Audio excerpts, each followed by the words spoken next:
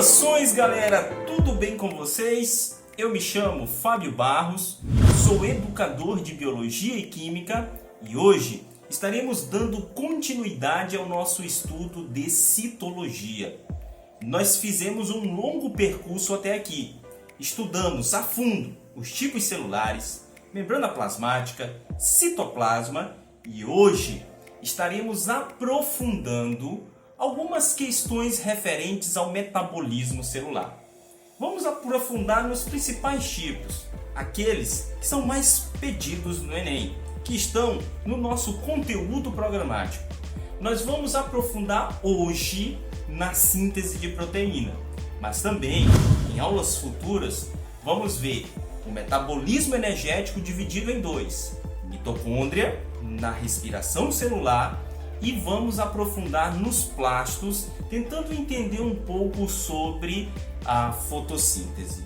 Mas, como eu falei para vocês, hoje nós vamos aprofundar na síntese de proteína, para saber como isso pode despencar no Enem, como isso interfere diretamente na tua vida e verificar quais são as principais curiosidades sobre este tema, para a gente ficar expert neste assunto. Não esqueça, já curta o vídeo, já comente lá com dicas e sugestões, compartilhe com seus amigos para que outras pessoas tenham acesso a este conteúdo e se você não for inscrito, já também se inscreva no canal. Aproveite para pegar sua xícara de café, seu lápis, sua caneta, seu caderno, sentar num local confortável e vamos aprofundar no conteúdo. Eu falo de Altamira, no estado do Pará, no meio da Amazônia brasileira. Vocês já sabem, as margens do majestoso Rio Xingu.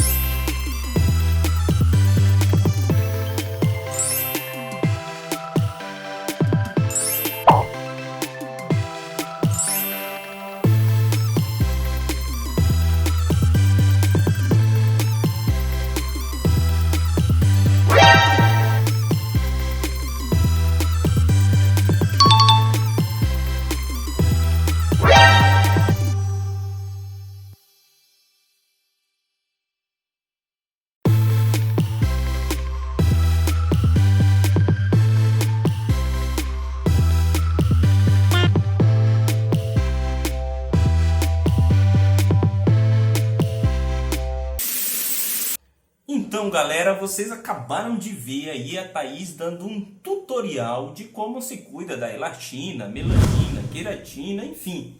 Vocês já sabem que a pele, cabelo é formado de proteína, né? Então, Thaís cuidando aí da sua pele, do seu cabelo, mostrando para vocês um tutorial de como cuidar efetivamente desses tipos de proteína. E para saber como ter um cabelo mais bonito, uma pele mais bonita, mais saudável, como cuidar da saúde, como a síntese de proteína interfere no formato do nosso cabelo, na cor e no formato de nossa pele, então vamos aprofundar no conteúdo. Galera, agora a gente pega tudo que nós aprendemos até aqui sobre citologia e vamos resumir no principal ponto, que eu acredito seja a principal função celular, que é a produção de fato da proteína.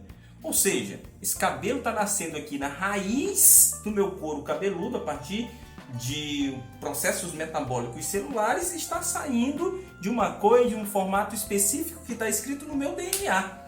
A minha pele tem essa cor, os meus olhos têm essa cor por conta da produção de melanina, enfim, toda a minha estrutura corpórea, aqui depende das proteínas, estão gravadas. Esses tipos específicos de proteína estão gravados lá no teu DNA, aqui no meu DNA, no DNA do teu amigo, e vai definindo, lá é como se fosse uma receita de como fazer um outro você, de como fazer um outro eu. Então, nada mais incrível do que isso, a gente entender qual é o mecanismo que o DNA utiliza para induzir, ou melhor, para controlar o metabolismo celular para produzir o tipo de proteína específica que ele quer. Para a gente saber como isso funciona, nós precisamos lembrar que o DNA fica no núcleo celular e que ele não sai de lá. Ele fica presente no núcleo e ele basicamente só vai sair, ou melhor, ele nem sai porque o núcleo é desfeito de lá no momento da divisão celular. E quando a divisão celular está ocorrendo, o DNA fica inativo no formato de cromossomo, para depois ele virar novamente cromatina e ativar para a produção de proteína novamente. Então, enquanto ele está ativo, enquanto ele é cromatina, ele não sai do núcleo celular de células eucarionte. Ele fica lá. Mas vocês já sabem, nós já vimos isso, que o ribossomo está dividido em duas partes, subunidade menor, subunidade maior, no citoplasma celular. E é basicamente lá que ele, sendo responsável pela síntese de proteína, irá produzir essas biomoléculas. Mas ele só faz isso a comando do DNA. Ele precisa saber o que o DNA quer, qual o formato de proteína que o DNA deseja, para que ele possa produzir justamente esse tipo específico de proteína. Então, nós já sabemos, se o DNA não sai de lá, do núcleo, se o ribossomo está no citoplasma, é preciso que o DNA mande uma mensagem para o ribossomo de como será a proteína que ele quer produzir. E como ocorre esse processo? Posto que o DNA não tem WhatsApp, ele não consegue mandar e-mail, ele não consegue mandar sequer mensagem de celular no MSN. Então, se ele não consegue fazer isso, como é que ele manda essa mensagem? Ele criou um mecanismo próprio, chamado de RNA mensageiro. E é aqui que o RNA entra na história, galera. O DNA, a função dele é manter, é guardar todas as informações genéticas do indivíduo. Ou seja, está lá escrito no DNA o nosso código genético. As informações necessárias para fazer um outro eu, para fazer um outro você. Está escrito bioquimicamente lá no material genético. E como é que essa mensagem chega então até o ribossomo efetivamente? Aqui os RNAs vão começar a trabalhar. Os RNAs têm várias funções, nós já vimos isso. Mas as principais estão ligadas ao processo metabólico a partir das informações geradas pelo DNA. Então, o DNA produz um RNA mensageiro de como será a mensagem que ele quer mandar para o ribossomo. Essa mensagem, então, vem do núcleo para o citoplasma. Chegando no citoplasma, essa mensagem será lida pelo ribossomo. O ribossomo se junta as duas partes, subunidade menor e subunidade maior, e essa mensagem então será lida por ele. A mensagem traz consigo um código para a produção da proteína. Só que nós sabemos, as proteínas são formadas a partir da junção de aminoácidos. Onde estão esses aminoácidos, professor? Eles estão espalhados no citoplasma celular. E o aminoácido específico tem que ser trazido para o ribossomo. É aí que entra em ação outro tipo de RNA, o RNA transportador. Ele captura no citoplasma os diversos tipos de aminoácidos específicos correspondentes à mensagem que está lá escrita no RNA mensageiro e traz esses aminoácidos para um outro tipo de RNA, o RNA que forma o ribossomo, o chamado RNA ribossômico. E pela junção de RNA mensageiro, RNA ribossômico, a mensagem que está escrita no RNA mensageiro e finalmente o RNA transportador trazendo o aminoácido para juntá-los numa cadeia polipeptídica que vai dar origem à proteína específica comandada pelo DNA, é que nós temos a união de esforços metabólicos para a produção deste maravilhoso polímero que forma a estrutura da vida dos seres vivos. Então, galera, eu narrei aqui quase que de forma poética esse processo acontecendo e fui mostrando aí para vocês uma série de imagens em tempo real dessas questões que vão ocorrendo em simulações de computadores. Mas agora eu vou especificar como é que ocorre cada ponto desse para a gente verificar. Perfeito? Então, vamos lá. Agora, concentração, caneta e lápis na mão, caderno pronto, porque vamos começar a raciocinar. Então, galera, raciocinando, pensando um pouco mais, vamos agora com calma, bem pausadamente, porque esse assunto é complexo e nós vamos no estilo mapa mental, tentando trazer mais para próximo de nós os conceitos, passo por passo. Veja bem, então tudo começa no núcleo. Lá no núcleo está a inscrição genética de como a proteína será produzida. A essa inscrição genética que está no DNA, nós chamamos então de código genético.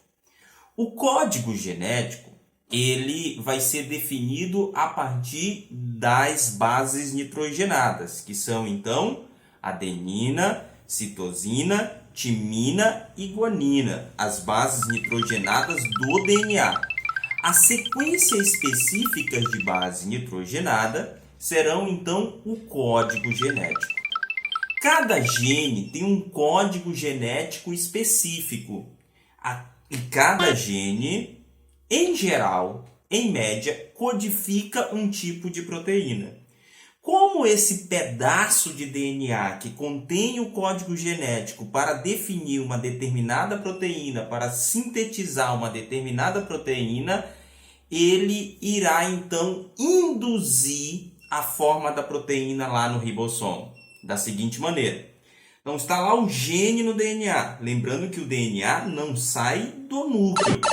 Então o que irá acontecer? Uma proteína específica irá fazer um processo chamado então de transcrição. Ela vai pegar as bases nitrogenadas do DNA e pela sua correspondência irá colocar uma base nitrogenada, formando a partir daí um RNA mensageiro. Então, transcrição é o processo pelo qual o DNA dá origem a um RNA. E o RNA aqui específico é o RNA mensageiro. Quem faz isso é uma proteína chamada, ou melhor, uma enzima, é claro, uma proteína chamada de RNA polimerase. Não é difícil lembrar. RNA é o que vai ser sintetizado, polimerase de polimerização. Está sendo polimerizado aqui um RNA. Então, aonde tem um T no DNA, a RNA polimerase irá colocar então um A de adenina. Aonde tem um A, ela colocará um U, porque no RNA não existe timina, e sim uracila. Aonde tem um G, ela coloca um C, e aonde tem um C, obviamente, ela coloca uma guanina, e assim irá polimerizando o RNA mensageiro, codificando a mensagem que está ali no código genético daquele gene específico. Uma vez que o RNA mensageiro é formado pela RNA polimerase, ele então será melhorado lá dentro do núcleo. Isso serve para evitar possíveis erros. Ainda tem todo um maquinário de verificação, de avaliação, se não houve nenhum erro. Se mesmo assim um erro escapar, nós chamamos isso daqui de mutação. É aqui que ocorrem os processos de mutação. Então vamos lá, tá ficando bom, né, galera? Olha aí, nós já estamos estabelecendo alguns conceitos aqui muito importantes. Então, quase engatou aqui a fala, mas vamos lá, que vai dar certo. Então, uma vez que essa mensagem agora está formatada lá no RNA mensageiro, ele vai ser melhorado. Existem duas partes no RNA mensageiro. As partes chamadas intron e as partes chamadas exon. Os exons serão retirados e os introns ficarão no RNA mensageiro. Uma vez que ele é melhorado, é instalado nele ainda um maquinário de transporte, porque ele precisa sair do núcleo para o citoplasma, lá onde está o ribossomo, e ele então sai do núcleo em direção ao ribossomo até chegar no citoplasma e se encontrar com ele. Quando chegar lá, os ribossomos se juntarão subunidade menor e subunidade maior e começarão a leitura do código genético. O código genético vai ser lido em trincas, no que nós chamamos de códon. Cada trinca de base nitrogenada do RNA mensageiro, que é correspondente àquelas que estão no DNA, é chamada então de códon, tá? Então, existe sempre um códon de iniciação que ele é padrão e ele irá codificar sempre um aminoácido específico, que é a metionina. Então, todo aminoácido, ou melhor, toda proteína começa com o aminoácido metionina. Então, codificando inicialmente com o códon de start, que é o códon de iniciação, nós temos aqui o início da formação da proteína. E como é que isso ocorre? Os RNAs transportadores que estão espalhados pelo citoplasma e têm anexado a ele cada aminoácido correspondente à sua estrutura de bases nitrogenadas, que nós chamamos de anticódons. Esses anticódons são específicos para se encaixar no códon do RNA mensageiro. Eles são correspondentes. Então, vem aqui um anticódon correspondente trazendo o seu anexo de aminoácido específico e se encaixa exatamente no códon. Então, uma vez encaixado códon e anticódon, o aminoácido fica no ribossomo. Porque é no ribossomo que irá ocorrer então um processo de polimerização dos aminoácidos através da chamada ligação peptídica. Você lembra disso quando nós estávamos estudando proteína. Então, depois vem o outro anticódon correspondente ao próximo códon e assim sucessivamente. O anticódon correspondente ao próximo códon e o RNA mensageiro vai passando, sendo lido pelos anticódons no sítio específico do ribossomo. E o aminoácido que é então trazido pelo anticódon correspondente do seu RNA transportador vai sendo deixado. Depois esse RNA transportador vai pegar no citoplasma um outro aminoácido novamente específico ao seu anticódon. E assim o RNA mensageiro vai sendo lido e as proteínas vão sendo sintetizadas pelas ligações peptídicas formadas a partir dos aminoácidos específicos. Uma vez formada essa cadeia polipeptídica, ela pode ser ainda arrumada. Aí isso já é uma outra história. Ela passará pelas conformações que nós já vimos lá em aulas anteriores. Conformação primária, conformação secundária, terciária e quaternária. As conformações podem ser por dois fatores. Primeiro, pelos tipos de ligações que vão ser feitas entre os seus aminoácidos, bem como por outras estruturas que vão sendo anexadas à proteína. Mas essas outras estruturas que podem ser anexadas à proteína, aí isso já é um outro processo metabólico que vai ocorrer tanto dentro do retículo endoplasmático rugoso quanto dentro do complexo de Golgi. Essas proteínas são envelopadas e jogadas para fora da célula ou ficam dentro da célula para cumprir a sua função metabólica. Beleza, galera? Olha que fantástico! Olha que coisa maravilhosa! É claro, se ocorrer algum erro no momento da formação do RNA mensageiro pela RNA polimerase lá no DNA, isso será refletido no momento da produção da proteína. E essa proteína pode ser ou ela será uma proteína inativa, não terá função nenhuma, e aí aquela função que ela irá cumprir, uma função metabólica, não irá ocorrer no organismo, o que é ruim, é uma mutação deletéria, é uma mutação ruim, ou ela pode ganhar uma outra função metabólica. E aí, essa outra função metabólica irá alterar o organismo. E alterando o organismo, obviamente, nós temos aqui uma mutação específica. Se essa mutação ocorre em uma célula somente, nós não temos aqui grandes prejuízos. Mas se essa mutação ocorre no momento em que o indivíduo ainda é um embrião, aí essa mutação se espalha para todas as células do corpo e nós temos uma nova mutação chegando dentro da espécie. Entenderam?